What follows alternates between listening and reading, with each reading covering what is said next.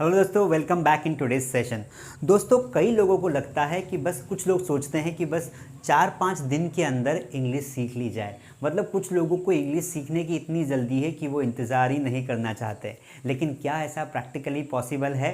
नहीं है, क्योंकि हर चीज़ का एक प्रॉपर टाइम होता है, एक प्रोसेस होता है और ये डिपेंड करता है कि आप उस चीज़ को कितना टाइम दे रहे हैं। किसी ने बहुत खूब लिखा है कि 90 घंटे में अंग्रेजी बोलना सीखे। जब मैं भी इंग्लिश सीख रहा था तो मैंने एक दीवार पर लिखा हुआ देखा कि 90 आवर्स में इंग्लिश बोलना सीखे। मैंने सोचा 90 घंटे मतलब ये तो 4 दिन हुए, क्योंकि एक दिन में 24 आवर्स आते हैं, तो हम 4 दिन में लगभग जो है 90 आवर्स हो जाते हैं। तो मुझे क्या 4 दिन में हम इंग्लिश बोलना सीख सकते हैं? लेकिन जब मैंने उस चीज़ को गहराई में समझा तो समझ में आया कि वो एक दिन का 1 आवर की बात कर रहा है। मतलब पूरे 3 महीने लगेंगे। अगर आप रोज़ 1 घंटा देते हैं इंग्लिश को तो 3 महीने में इंग्लिश बोलना सीख जाएंगे। जो कि वो सही बोल रहा था। लेकिन ये बोलना कि 90 घंटे में अंग्रेजी बोलना सीखे, इसका मतलब ये नहीं है कि आपको लगातार 90 घंटे पढ़ना होगा। ऐसा प्रैक्टिकली पॉसिबल नहीं है। तो मुझे ये आपसे कहना है कि इंग्लिश एक आसान लैंग्वेज है, इंटरनेशनल लैंग्वेज है। इसके लिए आपको नियमित टाइम देना पड़ेगा। ऐसा नहीं है कि अगर आपने एक दिन 4-5 घंटे पढ़ाई कर ली, फिर दूसरे दिन 2 घंटे की और तीसरे दिन बिल्कुल छोड़ दिया, न तो क्लास अटेंड की, न टेस्ट दिया, न अंग्रेजी की किताब पढ़ी। ऐसा नहीं होता है। जितने भी महान लोग होते हैं, जितने भी प्रोफेशनल लर्नर्स होते हैं, वो जिस काम का भी बीड़ा उठाते हैं उसे प्रॉपरली नियमित रूप से करते हैं, रेगुलरली करते हैं। तो मैं ये कहना चाहता हूँ कि अगर आपने सोच लिया है कि मुझे इंग्लिश बोलना ही है तो आपको 4 एक्टिविटीज़ रेगुलरली करनी है। एक तो आपको रोज़ इस क्लास को पढ़ना है, ऑनेस्टी, उसमें आप कोई दूसरा काम नहीं करेंगे। नंबर 2, उसके बाद प्रॉपरली जो मैंने तरीके बताए हैं इसके थ्रू प्रैक्टिस करनी है, ज़्यादा से ज़्यादा प्रैक्टिस करनी है, बोलने की कोशिश करनी है।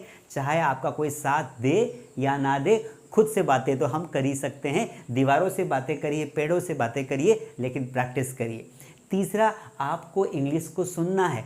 कोई अच्छे से स्पीच इंग्लिश में रोज़ सुनिए। और चौथा, आपको कुछ ना कुछ लिखना ज़रूर है। अगर आप कुछ स्टोरी बना लीजिए, कुछ होमवर्क के रूप में 25-30 सेंटेंस ले लीजिए और लिखना बहुत ज़रूरी है। दोस्तों, आज हम पढ़ने वाले हैं मॉडल्स के 2 से 3 बेहतरीन मॉडल्स। पहले हम पढ़ेंगे यूज्ड टू, बहुत इंपॉर्टेंट टॉपिक है क्योंकि अंग्रेजी बोलते समय हम इसका इस्तेमाल बहुत ज़्यादा करते हैं। नंबर 2, आज हम कुड भी पढ़ने वाले हैं और अगर टाइम बचता है तो हम और भी टॉपिक्स पढ़ेंगे।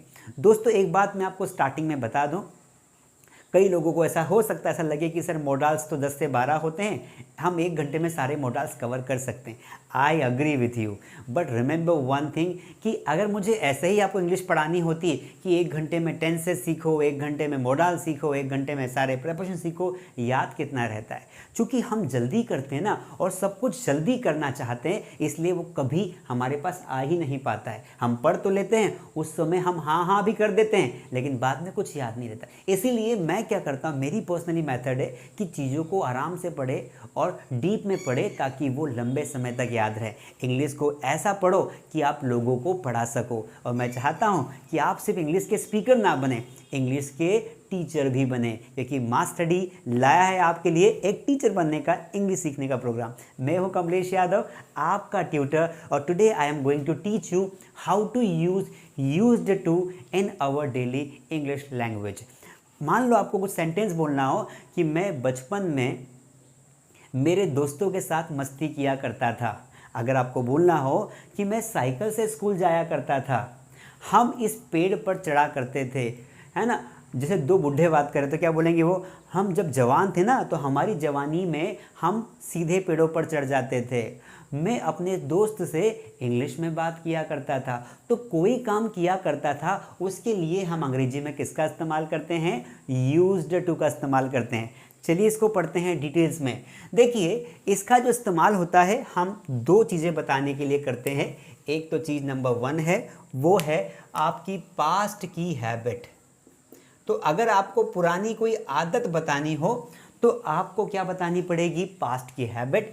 इसके अलावा इसका जो इस्तेमाल हम लोग करते हैं दोस्तों, वो करते हैं पास्ट की सिचुएशन बताने के लिए कि पास्ट में क्या होता था। तो हम इसको ये बोल सकते हैं कि ये पास्ट की सिचुएशन भी बताता है। तो दो चीज़ें बताता है यूज्ड टू। जब इस वाक्य को बोलेंगे यूज्ड टू, तो इसके साथ हम वर्ब का फर्स्ट फॉर्म लगाएंगे। किसी भी मॉडल को पढ़ने के लिए हमें उसका स्ट्रक्चर आना बहुत ज़रूरी है। स्ट्रक्चर हमें स्टार्टिंग में जो है सीखना है, उसके बाद इसे छोड़ देना है।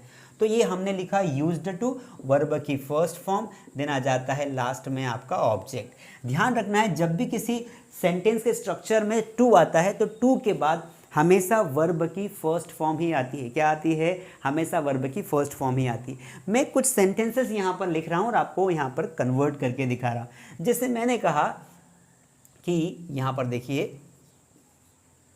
पक्षी आसमान में उड़ा करते थे।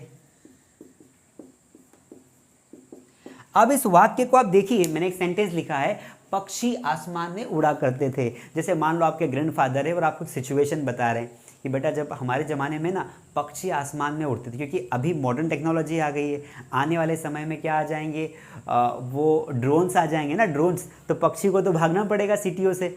तो पक्षी आसमान में उड़ा करते थे ऐसा बोलेंगे पहले, बाद में कि पक्षी आसमान में। तो यहाँ पर इस वाक्य पर फोकस कीजिए, उड़ा करते थे। क्या करते थे? उड़ा करते थे। कोई काम होता रहता था, तो रहता था, करता था। इस सिचुएशन के लिए हम यूज्ड टू का इस्तेमाल करेंगे। अब हमें कॉमन सा स्ट्रक्चर फॉलो करना है। पक्षी हमारा सब्जेक्ट है, सब्जेक्ट हमारा क्या है? पक्षी है। जो मेन सब्जेक्ट होता है उसे हम सबसे पहले लिखेंगे। तो मैंने यहाँ पर लिख दिया इस पक्षी को बर्ड्स। क्या लिख दिया? बर्ड्स। अब बर्ड्स मतलब पक्षी आसमान में उड़ा करते थे, तो बर्ड्स अब यहां पर करते थे के लिए मैंने लगा दिया यूज्ड टू। और उड़ने को क्या बोलते हैं? फ्लाई। तो पक्षियों को हमने लिख दिया बर्ड्स यूज्ड टू फ्लाई। अब कहां उड़ते थे? आसमान में। जब किसी जगह का नाम आ जाए तो उसको हमेशा लास्ट में लिखते हैं। समय का नाम आ जाए तो उसे लास्ट में। ऐसा क्यों करते हैं? क्योंकि आसमान में, घर पर, ये सब एडवर्ब्स होते हैं। और इंग्लिश में जो पार्ट स्पीच होते हैं, वो पार्ट स्पीच कितने होते हैं? 8 होते हैं। Noun, pronoun, verb, adverb, adjective, preposition, conjunction, interjection, ये सारे होते हैं। तो जो एडवर्ब्स होते हैं, एडवर्ब्स किन्हें बोलते हैं? ऐसे वर्ड्स जो क्या करते हैं? एडजेक्टिव या फिर एडजेक्टिव या फिर किसी सिचुएशन को एक्सप्लेन करते हैं, वर्ब्स को एक्सप्लेन करते हैं। तो आसमान में तो स्थान का नाम है, तो लास्ट में आ जाएगा। So the birds used to fly in the sky. Birds used to fly in the sky. ठीक है, प्रोनाउंसिएशन को भी आपको ध्यान रखना है। Birds used to fly in the sky. R अधिकतर साइलेंट होता है इंग्लिश में। आर क्या होता है? साइलेंट। जैसे हम बोलते हैं टीचर, हम टीचर नहीं बोलते, टीचर। तो यहाँ पर मैं बर्ड्स बोल रहा हूँ, बर्ड्स नहीं बोल रहा हूँ, बर्ड्स बोल रहा हूँ। क्या बोल रहा हूँ? बर्ड्स। इस तरीके से तो कॉपी करिए मुझे, तो सीख जाएंगे। अब एक सेंटेंस और लिखते से मैंने एक वाक्य बोला कि मैं बचपन में साइकिल से स्कूल जाया करता था।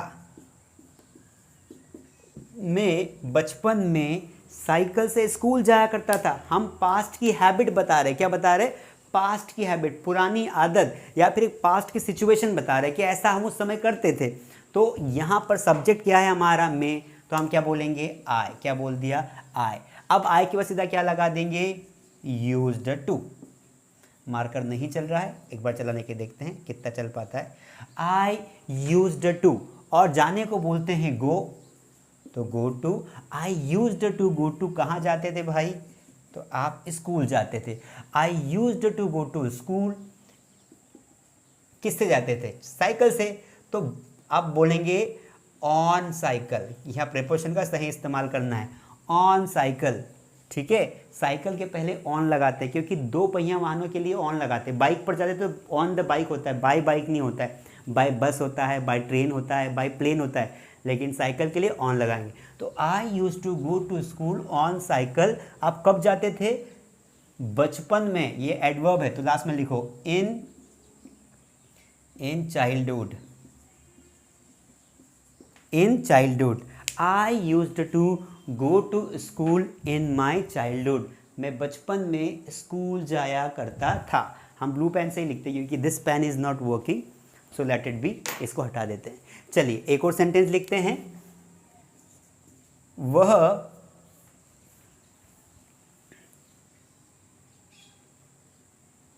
मुझे या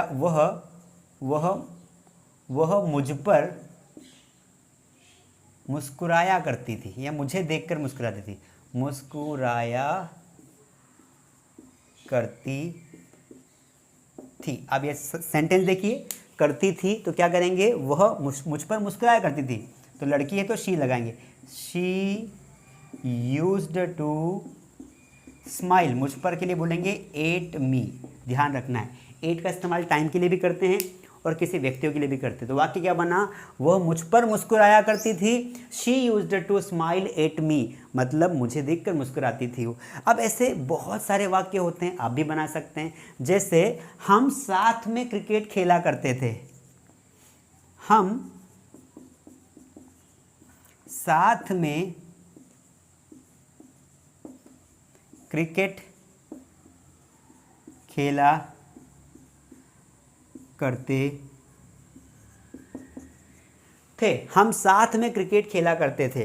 तो हम को क्या बोलेंगे इंग्लिश में, सर हम वी बोलेंगे, और करते थे के लिए क्या लगा दोगे, यूज्ड टू लगा दोगे। We used to play cricket, खेलने को बोलते हैं प्ले, और फिर लगा देंगे क्रिकेट, और साथ को बोलते हैं टुगेदर। क्या बोलते हैं, टुगेदर। हम साथ में क्रिकेट खेला करते थे, we used to play cricket together. अब यहाँ पर कभी कभी हम सिचुएशन भी लगाते हैं। अब जैसे ऐसे बोलना हो, क्या तुम्हें याद है, क्या तुम्हें याद है हम सिगरेट पिया करते थे। ऐसा वाक्य तो हम नहीं बनाएंगे, गलत बात है।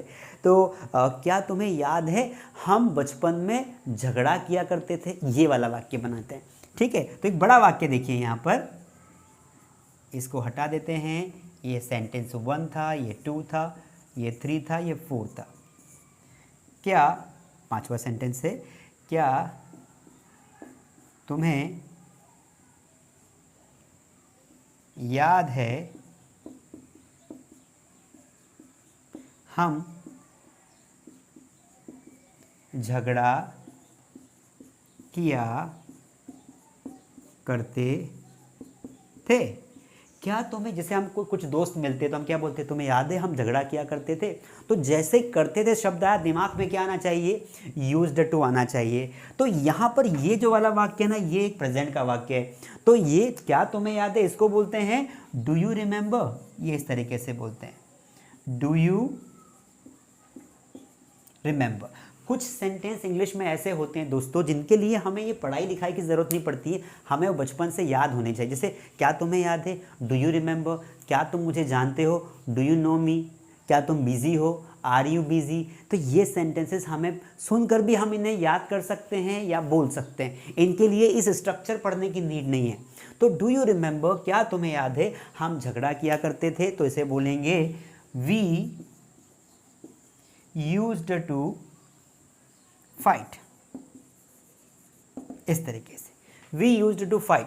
अब यहाँ पर अगर वाक्य ऐसा आ जाए कि 10 साल पहले हम झगड़ा किया करते थे, तो बिफोर 10 ईयर्स आ जाएगा। अगर बचपन में हम झगड़ा किया करते थे तो इन चाइल्डहुड आ जाएगा। ठीक है, कहने का मतलब ये है कि आपको कोई भी काम अगर किसी सेंटेंस के वाक्य में ये आता है कि हम कोई काम किया करते थे, तो आपको यूज्ड टू लगाना है। और इसे कई बार ये डी ना साइलेंट हो जाता है, तो हम इसको यूज्ड टू भी बोल सकते, कोई इशू नहीं है। चलिए, इसका नेगेटिव भी हम बोल सकते थे कि हम कई बार बोल कि हम ऐसा नहीं किया करते थे, हम तो तुम्हें नहीं मारते थे, है ना।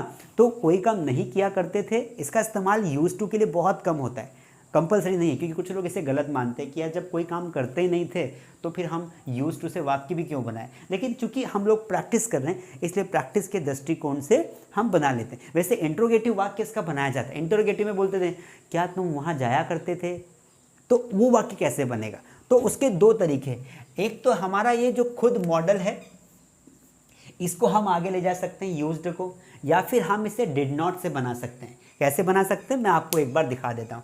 आप इसकी कॉपी कर लीजिए, आप वीडियो को पोस्ट कर दीजिए। मैं पहले भी कुछ लोगों को बता चुका हूँ कि कुछ हमारे जो बड़े बड़े अधिकारी लोग, आप में से जो कलेक्टर महोदय हैं, जिनको बहुत जल्दी है ना, तो वो लोग क्या कर सकते हैं, वीडियो की स्पीड बढ़ा सकते हैं और पूरा देख सकते हैं।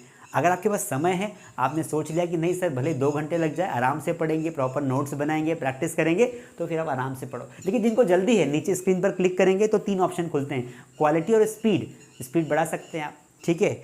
और क्वालिटी देखनी हो तो क्वालिटी बढ़ाएंगे तो और स्क्रीन बड़ी हो जाएगी, क्लियर हो जाएगी। चलिए आगे बढ़ जाते हैं। सपोज हमें नेगेटिव सेंटेंस बनाना हो, क्योंकि चूंकि मैंने ऊपर एक स्ट्रक्चर लिख दिया है आपको जो सिंपल सेंटेंस का है, कि किसी भी वाक्य को पहले सिंपल में बोलना सीखें, उसकी प्रैक्टिस करें, बहुत सारे वाक्य बनाएं, उसके बाद थोड़ा सा नेगेटिव इंट्रोगेटिव की प्रैक्टिस करें, क्योंकि जब हम अंग्रेजी बोलेंगे तब कोई फिक्स नहीं है कि हम किस प्रकार का सेंटेंस बोलेंगे। तो देखो सिंपल वाक्य तो लिख दिया है मैंने, उसको मैं यहाँ लिख देता हूँ ताकि और भी क्लियर हो जाए। जैसे पहला स्ट्रक्चर है यहाँ पर, तो सबसे पहले हम क्या करते हैं, सब्जेक्ट लिख देते हैं, उसके बाद यूज्ड टू, फिर वर्ब की फर्स्ट फॉर्म, और देन आ जाता है आपका ऑब्जेक्ट। मैं थोड़ा छोटा लिख रहा हूँ, आप चाहो तो जूम कर सकते हो ताकि पूरे बोर्ड पर ज़्यादा कंटेंट आ सके। जब नेगेटिव बनाएंगे तो आपको एक बात ध्यान रखनी है कि यहाँ पर यूज्ड के बाद भी नॉट लगा सकते हैं, ही यूज्ड नॉट, लेकिन हम यहाँ पर इसकी जगह पर डिड नॉट का इस्तेमाल करेंगे। डिड नॉट लगाएंगे और इस यूज्ड को क्या कर देंगे, यूज्ड टू कर देंगे। क्या आप मुझे बता सकते हैं ऐसा हमने क्यों किया? हमने ऐसा इसलिए किया कि यूज्ड एक मेन वर्ब का सेकंड फॉर्म है। ये ग्रामेटिकल रूल है कि एक इंग्लिश के सेंटेंस में कोई दो V2 नहीं आ सकते। मान लो मैं कोई एक वाक्य बना रहा हूँ, तो यहाँ पर मैंने सब्जेक्ट लिख दिया, यहाँ देखिए बोर्ड पर देखिए, और यहाँ पर मैंने वर्ब सेकंड का इस्तेमाल किया, तो यहाँ पर वापस मैं वर्ब सेकंड का इस्तेमाल नहीं कर सकता, दोनों सेम हो जाएंगे।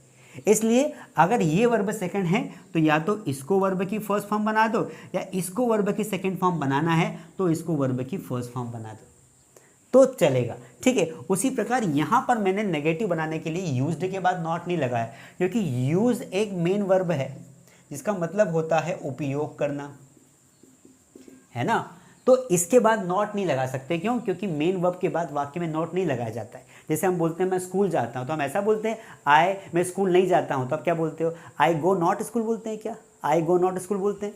अगर आपको बोलना हो कि मैं, यहाँ देखिए बोर्ड पर, ट्राई टू अंडरस्टैंड, मैं स्कूल नहीं जाता हूँ, तो आप क्या बोलेंगे इसे?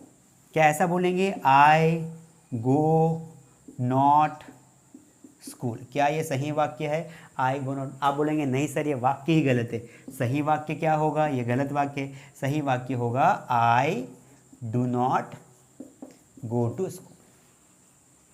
तो डू नॉट लगाया, इसका मतलब गो के बाद हमने नॉट नहीं लगा सकते ना। उसी प्रकार यूज भी एक मेन वर्ब है, यूज मतलब उपयोग करना, तो क्या हम इसके बाद नॉट लगा सकते हैं? नहीं लगा सकते हैं। In this case what can we do? तो देखिए हमने यहाँ पर डिड नॉट, हमने पास्ट की एक हेल्पिंग वर्ब की मदद ले ली इसको वाक्य बनाने के लिए, मन से लिख दिया। तो डिड नॉट और यूज्ड टू को यूज टू कर दिया, और वर्ब की फर्स्ट फॉर्म ऑब्जेक्ट वैसा का वैसा। मतलब आपको दिमाग में ये कंसेप्ट याद रखना है कि यूज्ड टू को नेगेटिव में हम क्या कर देते हैं, तो उसे हम कर देते हैं डिड नॉट यूज टू। बस इतना सा याद रखना है, बार बार प्रैक्टिस करोगे तो याद हो जाएगा। अभी आपको प्रैक्टिस भी मैं करवा दूंगा।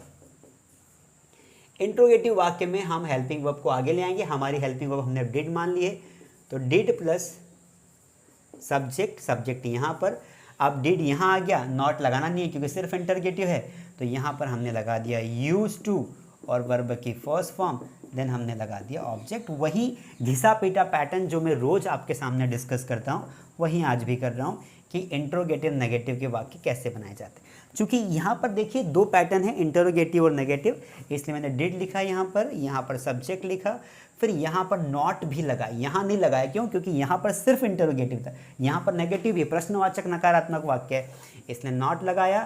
तो डिड सब्जेक्ट बचा हुआ टू भी लगाना पड़ेगा, तो यहाँ पर हमने यूज टू लगा दिया, फिर वर्ब की first form then object. So this is the 4 patterns, question mark आप लगा देना मैं भूल जाऊँ तो। This is the 4 patterns of the sentence. ये इस तरीके से डिड के हम चारों वाक्य बना सकते हैं, क्योंकि हम नहीं जानते कि जब हम इंग्लिश बोलेंगे तो हम किस प्रकार के सेंटेंसेस का इस्तेमाल करेंगे। देखिए एक वाक्य लिखा मैंने यहाँ पर कि वे जंगलों में रहा करते थे। वे जंगलों में निवास किया करते थे, है ना। तो निवास करना मतलब रहना।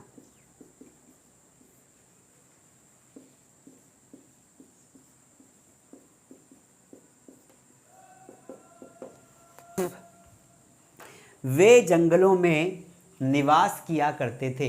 अब यहाँ पर वाक्य देखिए, करते थे आया तो दिमाग में क्या आएगा? इसको दिमाग में पास्ट सिंपल नहीं होता है। पास्ट सिंपल एक टेंस होता है। मैं स्कूल गया था, मैं स्कूल गया, ये पास्ट सिंपल है। करते थे शब्द आ गया तो ये पास्ट की आदत बता रहा है। पास्ट हैबिट मतलब पुरानी आदत, कोई काम किया करते थे। तो यहाँ पर वे को अंग्रेजी में बोलते हैं दे, मतलब कुछ लोग होंगे। और करते थे के लिए क्या लगाएंगे? Used to. ये जंगलों में एक एडवर्ब है, लास्ट में जाएगा। दे यूज्ड टू, और निवास करने को बोलते हैं लीव। क्या होता है? लीव। तो दे यूज्ड टू लीव कहाँ पर? इन द फॉरेस्ट। जंगल को अंग्रेजी में जंगल भी बोल सकते हैं। In the forest, they used to live in the forest, वो जंगल में रहा करते थे। अब आपको जब नेगेटिव बनाना हो तो कैसे बनाएंगे?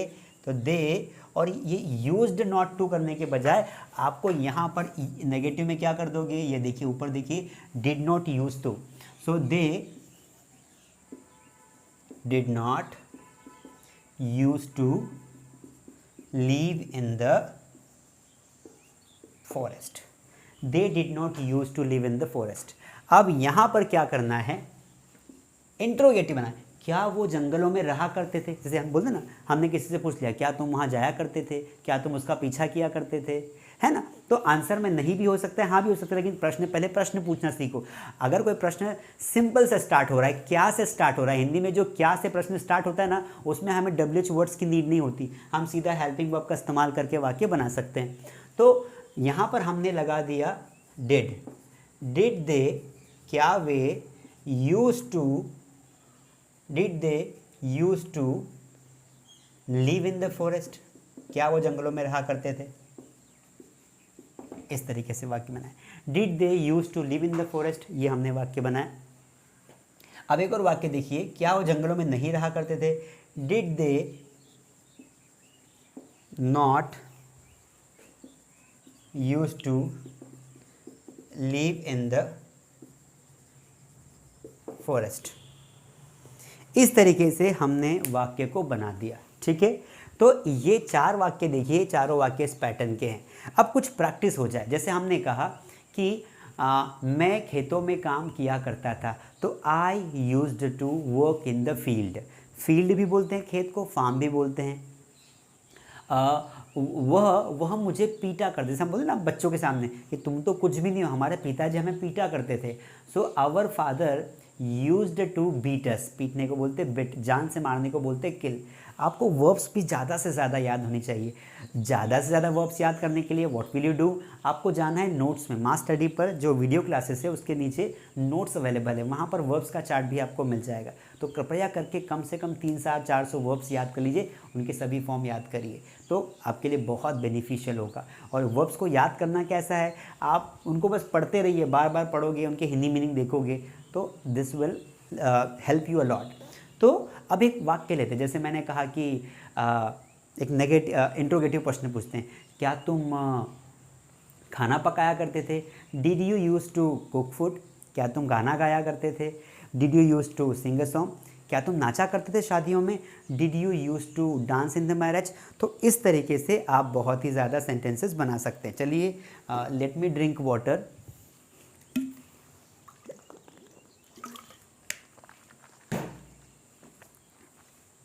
तो मैंने I have taken my drink. So इस तरीके से आप कुछ सेंटेंसेस अपने मन से प्रिपेयर करिए। नोट्स में बहुत सारे एग्जाम्पल्स हमने इस टॉपिक के नोट्स अपलोड करके रखें, अब वहाँ जाके नोट्स आप देख सकते हैं। तो आई होप कि ये चीज़ें आपको समझ में आ रही है। चलिए अगले मॉडल की ओर चलते हैं। ये पूरा कंप्लीट हो गया है। आप कोई कहानी भी बना सकते हैं चाहे तो। कैसे कहानी बना सकते हैं, इसको अगर आपको प्रैक्टिस करना है, क्योंकि बिना प्रैक्टिस के नहीं हो पाएगा प्रभु। तो प्रैक्टिस अगर आपको करना है तो आप क्या करोगे, आपको प्रैक्टिस के लिए एक कहानी बना लो मन गढ़ंत कि एक समय की बात है, एक शेर जंगल में रहा करता था और वह शेर शिकार किया करता था। हिरण जो है वो तालाब पर पानी पीने आया करते थे। शेर उन्हें देखा करता था और शेर उन्हें मारने की कोशिश करता था और मार देता था और खा जाता था। तो आपने क्या किया, what did you do, you made a story. आपने एक स्टोरी बनाई और आपने क्या किया, उसे कन्फर्म करके कर दिया, मतलब आप उसे ट्रांसलेट करेंगे तो आपको हेल्प मिल जाएगी। आई नो कि काफ़ी टाइम लगा इसको बताने में इस मॉडल को, लेकिन क्या है कि आपको अच्छे से समझ में आ गया कि भाई यूज टू का मतलब है कोई काम किया करते थे। अभी हमारा अगला मॉडल है कुड। तो मैंने यहाँ पे लिख दिया कुड, छोटा सा वर्ड है लेकिन बड़ा काम का है। कुड का इस्तेमाल एक तो हम क्या करते हैं, पास्ट की हैबिट नहीं, पास्ट की सिचुएशन बताने के लिए भी इसका इस्तेमाल करते थे। तो मैंने यहाँ पे लिख दिया स्टेट ऑफ पास्ट, मतलब पास्ट की कोई ऐसी अवस्था जिसमें हम कोई काम करते हैं। ठीक है, जैसे मैं 10 साल की उम्र में मैं पेड़ों पर चढ़ जाता था, तो पर्टिकुलर एज पर कोई काम करते थे। जब मैं 20 साल का था तब मैं नदी में तैर लेता था। लाल बहादुर शास्त्री जब वो 8 साल के थे तब वो गंगा पार करके स्कूल जाते थे। तो किसी पर्टिकुलर एज पर कोई काम कर सकते थे, वहाँ पर कुड का इस्तेमाल करते हैं। तो एक तो कुड का मतलब क्या होता है, इसको इरेज करके मैं बताऊं कि जिस हिंदी वाक्य में सका या पाया आ जाए तो वहाँ पर आपको कुड लगाना है। पहले तो हिंदी मीनिंग याद कर लिया करो, ठीक है। उसके बाद अगर आपको ये रूल्स याद होते हैं, सिचुएशंस याद होती है तो बहुत अच्छी बात है। पहली सिचुएशन क्या है, तो एक है स्टेट ऑफ पास्ट, कि पहली बार तो ये पास्ट की सिचुएशन को दिखाता है, पास्ट की स्थिति को दिखाता है। स्टेट का मतलब होता है स्थिति, वो राज्य का मतलब नहीं, कंडीशन, समय। दूसरा, इसका इस्तेमाल हम लोग रीजंस के लिए भी करते हैं। किसके लिए करते हैं, रीजंस के लिए भी करते हैं। और तीसरा, इसका इस्तेमाल हम लोग पोलाइट परमिशन के लिए भी करते हैं। पोलाइट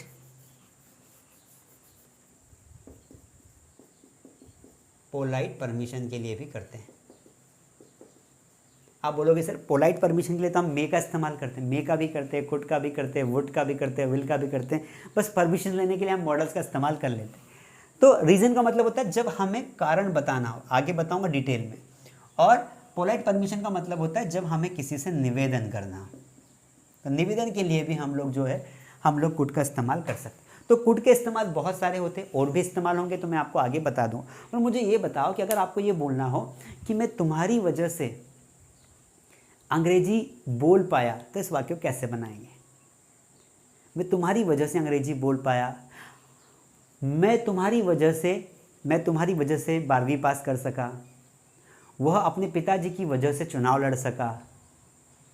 ठीक है, तो हम तुम्हारी वजह से यहाँ पहुँच पाए। तो एक तो किसी वजह से कोई काम हो पाए, ये वाले वाक्य। अगर हमें ऐसा बोलना हो कि क्या मैं आपकी मदद कर सकता हूँ, क्या आप मेरी मदद कर सकते हैं कृपया, ऐसे करके वाक्य। क्या मैं तुम्हारा पानी का बोतल दे सकता हूँ, क्या तुम मुझे 10 रुपये उधार दे सकते हो।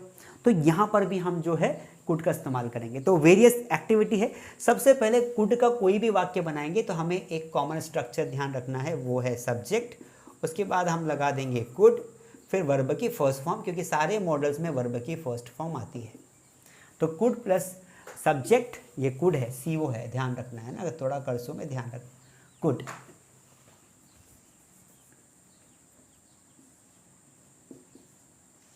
ठीक है।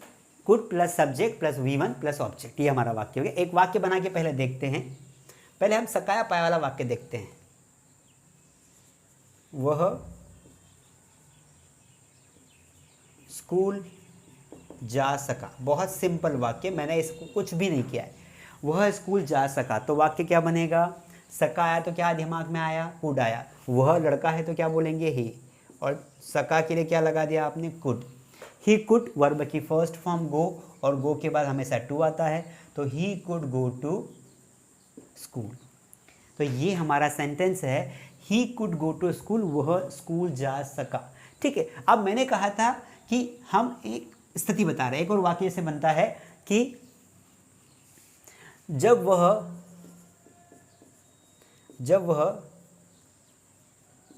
10 साल का था, 10 वर्ष का था, तब वह साइकिल चला लेता था। साइकिल चला लेता था। अब इस वाक्य को थोड़ा सा पूरा पढ़ना पड़ेगा आपको, तब जाके समझ में आएगा कि जब वह 10 साल का था तब वह साइकिल चला लेता था। मतलब 10 वर्ष की आयु में वो क्या काम करता था, जब वह 10 वर्ष का था तब वह साइकिल चला लेता था। 10 साल का था, उसकी उम्र थी, तो इसको बोलते हैं स्टेट ऑफ पास्ट, मतलब किसी पास्ट की एक पर्टिकुलरली उम्र पर वो कोई काम कर सकता था तो वहाँ पर हम कुड लगाएंगे। तो इसको ऐसे कन्वर्ट करेंगे, जब वह 10 साल का था तो इसको बाद में लिखेंगे, पहले हम लिखेंगे वह साइकिल चला लेता था। तो यहाँ पर लिखेंगे कि ही कुड, आप साइकिल चलाने को राइड बोलते हैं, क्या बोलते हैं, राइड। तो और कार चलाने को ड्राइव बोलते हैं। तो ही कुड राइड, साइकिल को साइकिल भी बोलते हैं, बाइसिकल भी बोल सकते हैं, बाइसिकल। तो he could ride cycle when he was 10 years old, when he was 10 years old, जब वह 10 साल का था तब वह साइकिल चला रहा था। He could ride cycle when he was 10 years old। तो इस तरीके की सिचुएशन बताने के लिए भी हम कुड का इस्तेमाल कर सकते हैं ग्रामेटिकली, पर इसका बहुत कम ऐसा इस्तेमाल किया जाता है। नॉर्मली सका या पाया के लिए हम ज़्यादा इस्तेमाल करते हैं। अब इसको देखते हैं कारण, कि सर कारण के लिए कैसे करते हैं। पहले तो हम ये समझेंगे कि कुड का इस्तेमाल किन कंडीशंस में होता है, उसके बाद प्रैक्टिस आएगी ना। नियम ही नहीं पता होंगे तो बोलेंगे कैसे। जैसे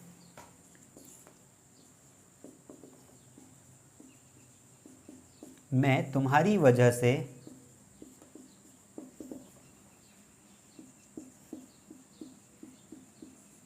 अंग्रेजी बोल पाया। अब इस वाक्य को देखिए, पाया या सका दोनों के लिए कुड का इस्तेमाल करते हैं। मैं तुम्हारी वजह से, मैं तुम्हारी वजह से, किसी की वजह से जब हम कोई काम कर पाते तब भी हम कुड लगाते। तो ये मैं तुम्हारी वजह से, इस वाक्य के हिस्से को लास्ट में लिखेंगे। इसको छोड़कर, अंडरलाइन वाले हिस्से को छोड़कर आप पूरा सेंटेंस पढ़िए। मैं अंग्रेजी बोल पाया, तो मैं अंग्रेजी बोल पाया ये हमारा मेन सेंटेंस है। तो मैं को बोलेंगे आई, पाया के लिए लगा दिया could, I could speak English, I could speak English. ठीक है, किसकी वजह से, तुम्हारी वजह से। तो इसको बोलते हैं, वजह से को बोलते हैं because of you, because of you, तुम्हारी वजह से। तो बिकॉज ऑफ का मतलब होता है वजह से। बिकॉज ऑफ का मतलब क्या होता है, वजह से। जैसे उसकी वजह से, तो क्या बोलेंगे, बिकॉज ऑफ हिम। राहुल की वजह से, बिकॉज ऑफ राहुल। रहीम की वजह से, बिकॉज ऑफ रहीम। इस तरीके से वाक्य बनाएंगे। तो तीनों पैटर्न्स मैंने लिख दिए। आप बोलेंगे सर रिक्वेस्ट के लिए कैसे इस्तेमाल करते हैं। तो रिक्वेस्ट में जैसे हम कई बार बोलते हैं ना, क्या आप मेरी मदद कर सकते हैं।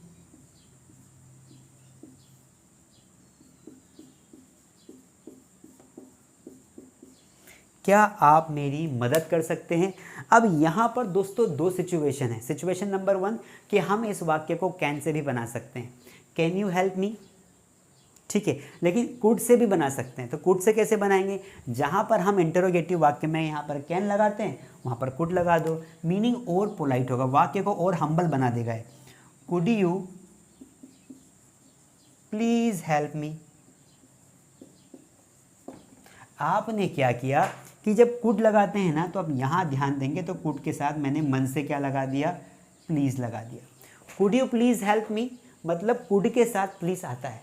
जैसे बोलते हैं क्या तुम मुझसे बात करोगे, could you please talk to me. क्या तुम मुझे 10 रुपये उधार दोगे, could you please lend me 10 rupees. उधार देने को बोलते हैं लेंड, लेने को बोलते हैं बोरो करना।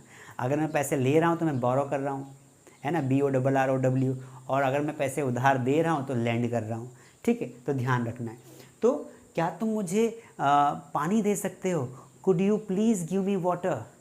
ठीक है, जैसे क्या तुम मुझे ऑटोग्राफ दे सकते हो, could you please give me your autograph. इस तरीके से जब हम बहुत पोलाइटली किसी से कुछ मांगते हैं तो वहाँ पर हम कुड का इस्तेमाल करते हैं। ठीक है, एक और एग्जाम्पल बना के देख लेते हैं ताकि और क्लियर हो जाएगा आपको। क्या तुम मुझे 10 रुपये उधार दे सकते हो। ये वाला वाक्य मैंने आपको बोला। तो ये जो सेंटेंस एक प्रकार का रिक्वेस्ट है। तो यहाँ पर हम कुड से बनाएंगे, तो कैसे बनाएंगे,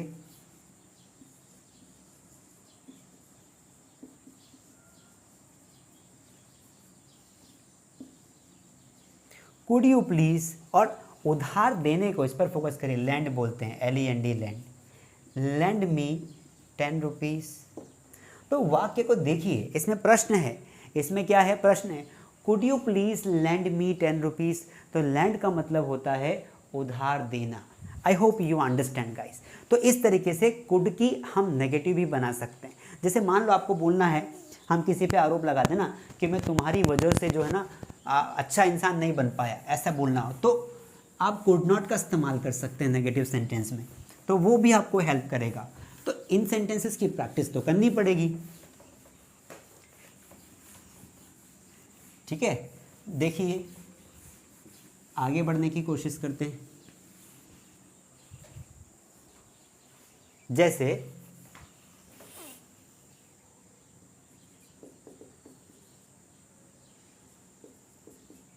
मैं तुम्हारी वजह से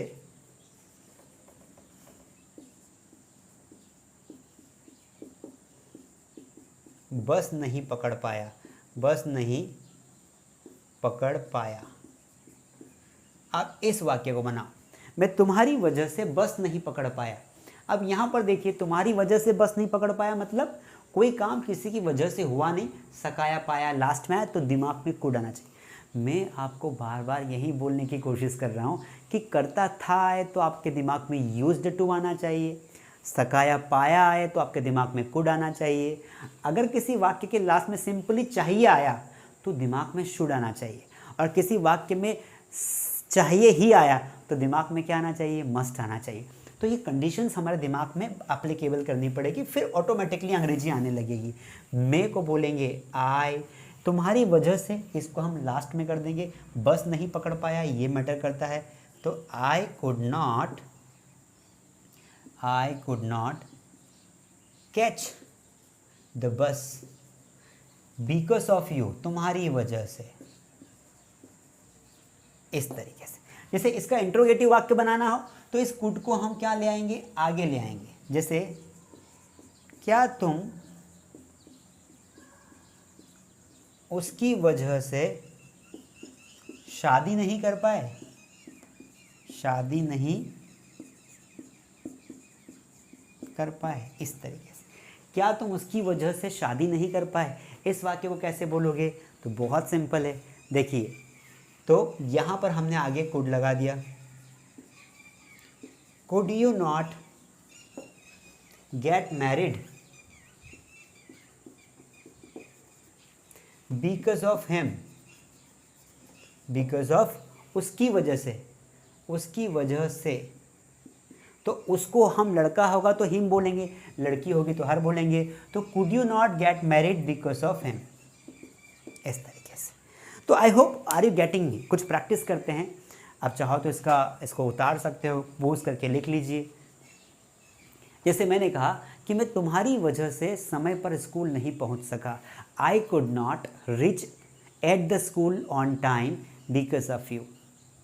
ठीक है, मैं तुम्हारी वजह से भूखा हूँ, I am hungry because of you, ये स्टेट ऑफ पास्ट है ना, तुम्हारी वजह से मैं भूखा हूँ। ठीक है, मैं तुम्हारी वजह से यहाँ पर खड़ा हूँ, तो I could stand because of you, I could stand here because of you. लेकिन सका या पाया आना चाहिए, मैं तुम्हारी वजह से कार खरीद सका, I could by car because of you. तो कुड का इस्तेमाल सकाया पाया के लिए करते हैं। आप क्या क्या कर पाए वो लिखिए, आप क्या क्या कर पाए वो लिखिए, क्या क्या नहीं कर पाए वो लिखिए, किसकी वजह से कर पाए वो लिखिए, किसकी वजह से नहीं कर पाए वो लिखिए। प्रैक्टिस करने के तरीके हज़ारों होते हैं, there is a one situation कि आप प्रैक्टिस करने के लिए तैयार हैं। दोस्तों, ऑलवेज रिमेंबर वन थिंग, हमें आज नहीं तो कल जो हमारे सपने हैं उनको पूरा करने के लिए खुद ही एफर्ट्स लगाने पड़ेंगे। अगर हम एफर्ट्स नहीं लगाएंगे तो हम लोग वहीं पड़े रहेंगे जहाँ पर हम हैं। हज़ारों नहीं करोड़ों लोग ऐसे हैं जो उसी जगह पर पूरी ज़िंदगी बिता देते हैं, ये कहते हुए कि हमें ये नहीं आता है, हमें वो नहीं आता है, इसलिए हम वहाँ नहीं जा पाए। लेकिन वो आपको एक एक्सपीरियंस देंगे कि मुझे कंप्यूटर नहीं आता था इसलिए मैं यहाँ रह गया, मुझे इंग्लिश नहीं आती थी इसलिए मैं यहाँ रह गया, वरना मैं कहाँ होता। कहीं आपको भी ऐसा ना बोलना पड़े, इसलिए अपनी लर्निंग्स के प्रति सिंसियर हो जाइए और अच्छे से सीखते रहिए। आज अगर आप नहीं सीखेंगे तो कल सीखना पड़ेगा, और कल भी नहीं सीख पाए तो बुढ़ापे में आप एक ही सेंटेंस बोलेंगे, वो भरा होगा एक्सक्यूज़ेस से कि काश मैंने उस समय थोड़ा सीरियसली होके सीख लिया होता तो आज मुझे ये ना करना पड़ता। इसलिए keep putting efforts to learn something new and also motivate others. दोस्तों आज हमने इंग्लिश में 2 चीज़ें पढ़ी, कुड और यूज्ड टू। आप मुझसे वादा करेंगे कि सर आज मैं कुड के 50 सेंटेंसेस मन से बना के बोलूँगा, पहले बनाऊँगा फिर बोलूँगा, और फिर कुड के यूज्ड टू के 50 सेंटेंसेस 100 सेंटेंसेस आपको प्रैक्टिस करनी है, बोलनी है। अगर आपने ऐसा कर लिया तो 50 कुड के 50 यूज्ड टू के, जो 50 + 50 100 हो गए ना, तो जो 101 वाला सेंटेंस होगा वो इंग्लिश में ही आप बोलोगे, क्योंकि ब्रेन ना, हम ब्रेन को जैसी आदत डालते हैं वैसी डल जाती है। अगर अच्छी आदतें डल जाती है, बुरी डल जाती है, तो सीखने की आदतें भी डल जाएगी। इसलिए आई होप कि जो मैंने आपको आज पढ़ाया वो बहुत अच्छे से आपको समझ में आया होगा। मैं कुछ 10 सेंटेंस आपको दे रहा हूँ, आप इन्हें ज़रूर करें। मेरे पास एक किताब है जो मैंने कहा था नोट्स की है, तो वैसे तो मैं पूरा मन से पढ़ाता हूँ, मैं बुक की मुझे नीड नहीं होती है, लेकिन आपको होमवर्क देने के लिए मैं कुछ बुक्स, ये नोट्स आप भी ऐसे प्रिंट आउट निकाल सकते हैं नोट्स के। चलिए लिखिए, एक सेंटेंस लिखिए, वह पहले धूम्रपान करता था, वह पहले धूम्रपान करता था, इसको बनाना। मेरा भाई बचपन में झूठ बोला करता था, इसको भी बना के देखना, बन जाएगा। झूठ बोलने को टेल अ लाई बोलते हैं। राधिका राहुल के साथ घूमने जाया करती थी, इसको भी बनाना, बन जाएगा। राजा प्रजा की सेवा किया करते थे, इसको भी बनाना, तो ये भी बन जाएगा।